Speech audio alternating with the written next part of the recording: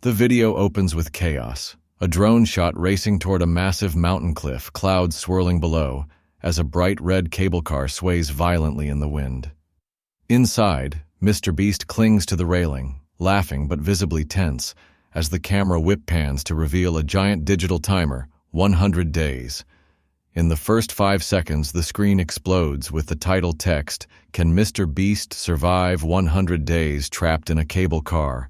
Rapid cuts flash, Carl trying to cook noodles on a camping stove, Chandler accidentally dropping a blanket out the window, Chris yelling, "This is actually insane!" before smash cutting to the doors locking with a loud metallic slam. The premise is simple, but brutal. MrBeast must survive 100 straight days inside a single suspended cable car without setting foot on the ground. The cable car hangs nearly 1,500 feet in the air, with nothing but a steel cable holding it in place. Supplies have been crammed inside, but every 10 days conditions will change. More wind, colder temperatures, and limited food.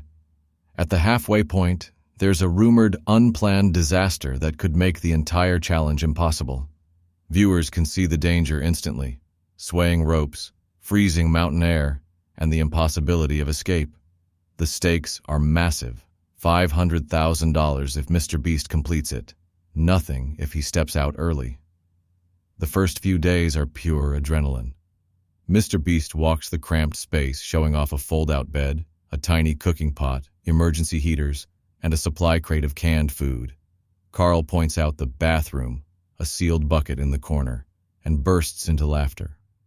The cable car creaks constantly in the wind, and Chandler keeps peeking over the edge, freaking out the others. Every 20-30 seconds, the pacing spikes, Chris announcing, "You won't believe what happens when the storm hits." Carl opening a mystery box labeled Day 30 but not showing what's inside, and Chandler pretending to drop the only lighter over the railing. By day 5, frost is already forming on the windows. The mid-video twist hits hard on day 46. Without warning, the camera shakes violently as the cable car jerks to a sudden stop. Power goes out. The heaters shut down. Outside, fog rolls in so thick they can't see the mountain anymore. Music cuts completely, replaced by the sound of metal groaning under strain. Then, smash cut, a rescue crew appears in the distance. But instead of helping, they hoist up a second cable car and latch it to the main one. Inside that second car are Carl and Chandler, both tasked with sabotaging MrBeast's comfort for the next 20 days. From that point, survival turns into chaos. Chandler steals extra blankets, Carl hides food in the ventilation panels, and Chris keeps banging on the windows to make the car sway. The freezing temperature forces MrBeast to wrap in 3 layers just to sleep. The stakes are constantly reintroduced. If MrBeast touches the platform before day 100, the $500,000 is gone. Fans down in the valley start gathering daily with binoculars, yelling, "What happens if you stay in a cable car for 100 days? The climax builds as day 100 approaches.